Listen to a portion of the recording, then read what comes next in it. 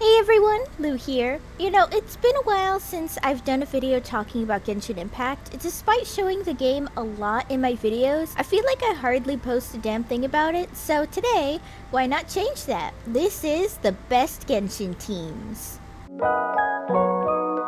Now to start, I am talking about a gameplay perspective. Obviously, in story, some of these teams are usually the ones picked for in-story events, but this is all just purely a gameplay perspective. I also gathered my info from just experimenting in the game as well as help from the community thanks to multiple different database websites for Genshin Impact. Alright, let's get started.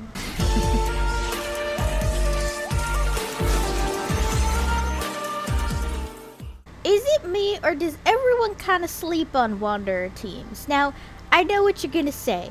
But Lou, everyone froths at the mouth over Scaramouche.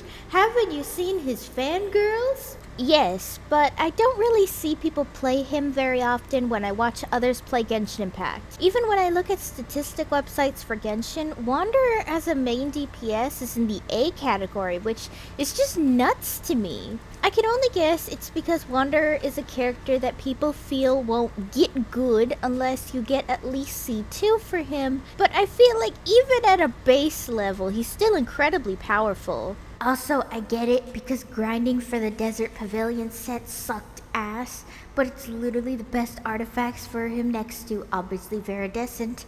Oh, also be sure the main stats for all items is attack, animo damage, and or crit rate or damage bonus, because everything else is fair game. A personal example is that my Wanderer team consists of Faruzan, Raiden Shogun, and either Diona or Zhongli, depending on the enemy. This combination is insane and has my Wanderer melt down pretty tedious bosses like the ruined snake thingy in the chasm. Obviously, these can be swapped out because not everyone has the time or money to grind for Raiden Shogun or Zhongli. You can swap out Raiden Shogun for Fischl or Shinobu. I personally prefer Fischl just because it's easier for electric attacks to hit since Wanderer's biggest ability propels him into the air for a bit, and Shinobu's electrical damage requires close range to go off. Zhongli can be swapped out with a lot of different characters just as long as it's a shield because Wanderer is squishy and needs to be protected just like the fans say. I would say for my personal experimentation, characters like Layla, Thoma, Yunjin, and Diona are easily best swaps if you don't have Zhongli. I don't put Noelle just because I don't feel like she really combos well with Wanderer's playstyle. Same goes for Xinyan and Beidou. Yanfei gets a shield at Constellation 4, I think, but obviously she's meant to be the main DPS, so she kind of clashes. Overall though, from my experience, I'm pretty sure the gameplay I'm recording here, Wanderer fucking melts enemies. And I feel like so many people sleep on this combination because, dude, this is almost Archon level power here. This team is a pretty expensive and or time-consuming one to make because you obviously have to save or spend like crazy for this, but let me tell you, this Geo team is so worth it. Oh my gosh.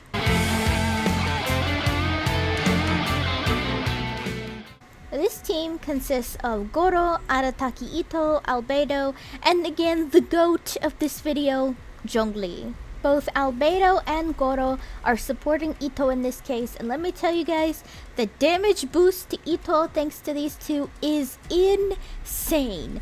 Bonus points if you have Zhongli, because some artifacts can give you attack bonuses when a character is shielded.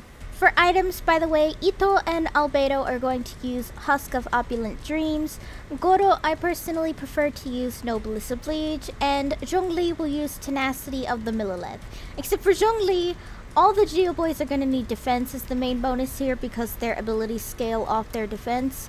Zhongli's is HP, so just make sure his HP is like through the roof. Now this team isn't the best, probably why you don't see all Geo teams with Ito too much, especially when getting Albedo and Zhongli are difficult these days, solely because not every enemy takes proper Geo damage when it's something like Dendro or even another Geo, but you gotta admit this team is nuts.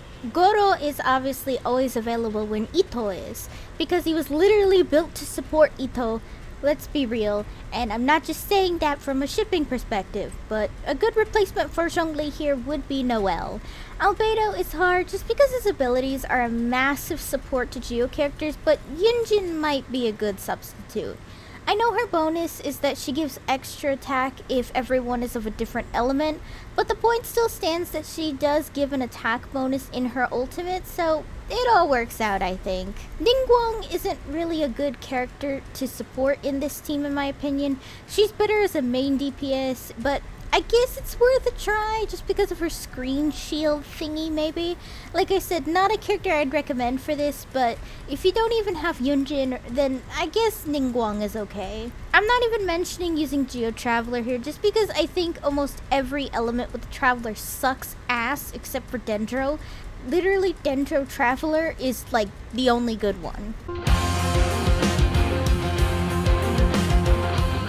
Everyone will always talk about how Childe is shitty because he has such a long cooldown on his E ability, but as a Childe stan, I'm gonna die on the hill saying he's an underrated king. Today, we're giving love to bootleg Russian Ed Sheeran, dammit! Now this team is a wacky one, but it's Childe, Lynette, Barbara, and Thoma. Lynette is a pretty new character to Genshin, but she's given for free with the Fontaine update, so it all works out in my opinion. Just use Viridescent Werner with a focus on Elemental Mastery, or at the very least attack if you're desperate. For items, Childe is obviously going to use Nymph Stream from Sumeru. Barbara uses Ocean Hued Clam, just so that she's a damage bomb as you're healing everyone. And Thoma is your shield, but Thoma really depends on his constellation, so I'll leave that up to you guys on what you have for him. This is a really fun and kind of dumpy team the higher Lynette's level is, to a point where Childe was killing enemies pretty quickly. The only downside to this though is that it's obviously not really viable for dealing with hydro enemies like slimes or abyss heralds, but I think that's kind of obvious with any hydro based team, isn't it? I mean, hell, you could swap out Childe with Mona, Nilou, Ayato, or even Kokomi, depending on if you want to make Kokomi the secret MVP beauty mermaid girly that she really is. If you don't have Thoma, you can swap him out with any shield character just as long as it is a shield, because I find that Childe can be kind of a glass cannon to me. Overall, I recommend this kind of team build to anyone just starting out in Genshin, or someone who obviously doesn't have time to grind through events and all that for Genshin, since people have other things to do, you know?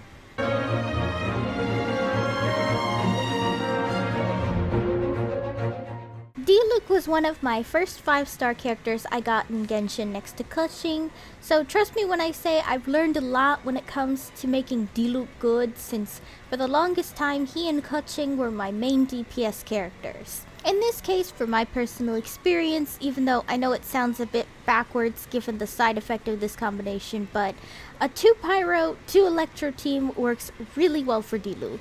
In this case, Xiangling or Thoma as an extra Pyro boost for Diluc to give him an extra attack bonus, and then for Electro, Shinobu, Fischl, or Raiden Shogun works here. I say Fischl just because I know Archon banners are pretty rare, and Fischl is what I like to call the poor man's delusional Raiden Shogun, so...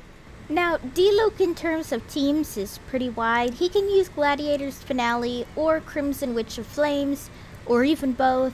Just depends on whether or not you want the 4-piece bonus for either. I personally chose 4-piece of Crimson Witch, but super up to you for that one. Xiangling uses Emblem of the Severed Fates with a focus on attack.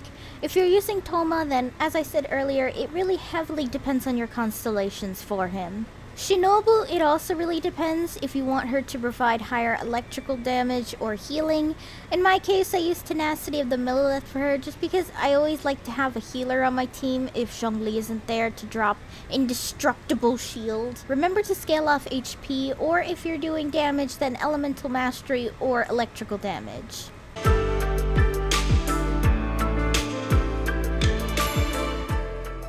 We all know Ayaka is one of the best Genshin characters to play. With her gorgeous Lolita-inspired skin in the shop, elegant personality, and incredible abilities, it's no wonder she's top tier for literally every Genshin playable tier list ever. I adore Ayaka, even though I'm personally thirsty for her way too hot older brother, but still. The best team for me, one quite literally melts down things in seconds, is Ayaka, Kazuha, Yelan, and Diona. Yes, this is an extremely hard to put together team when obviously getting 3-4-star characters is not exactly a free feat. Or if you haven't been playing Genshin for 2 years like me. But guys, this team is so awesome, I had to highlight it here as a grand finale to this video. Though obviously, if you don't have that kind of time to get Kazuha and Yelan, Sucrose and Xingqiu are basically their 4-star substitutes. And I used to use Xingqiu before Yelan's rerun earlier this year, so trust me, he works just as well. Sucrose I also use in Spiral Abyss for when I need Kazuha basically on both sides, and she works great too. Okay, so Ayaka is gonna need Blizzard Strayer with focuses on attack and cryo damage. She's also obviously going to be the main DPS here. I also recommend using her hold down to strike when enemies are frozen, by the way, but like, I think that's kind of the duh here, I guess. Kazuha is basically the character meant to group everyone together to minimize movement, and so you can apply freeze to a bunch of enemies at once at much easier of a pace. Kazuha is going to use Viridescent Verner with a focus on Elemental Mastery, as that's what basically scales up the power of his elemental skill and burst. Yelan is going to use Emblem of Severed Fates, and will also be a character you'll need to be using to rope a bunch of enemies together, thanks to her elemental skill roping together small enemies. You also need to focus on HP, energy recharge, or hydro damage for Yelan, by the way. Finally is Diona, who I personally use Noblesse Oblige with HP as the main focus. It kind of balances Diona out as a healer and a buffer with her burst ability. It also helps that I literally have max constellation of Diona, so after that, you're all set for throwing hands with literally the strongest bosses in the game. I mean, between my Wanderer team and my Ayaka team, I almost always get 3 stars in the first 3 floors of the Spiral Abyss. I mean, except for the last floor, because I fucking suck at the last floor of the Spiral Abyss. Anyway, I hope you found this video helpful in making some really badass Genshin teams. I have a lot of friends who play Genshin, and I always give them advice in helping them make really awesome teams in the game, so I hope I was able to do the same for you guys. If you want more videos on Genshin Impact, maybe some lore of some characters, or maybe a ship or tier list, let me know down below. Hey guys, thanks for watching! If you liked the video, be sure to give it a thumbs up and consider subscribing if you're new. If any of you would like to help support my channel in any possible way, my Ko-fi page is down below in the description, along with all of my social media. For any subscribers, new or old, who'd like to help with video ideas, or maybe just want to talk about anime or something, I have a fan server linked down below. See you next time!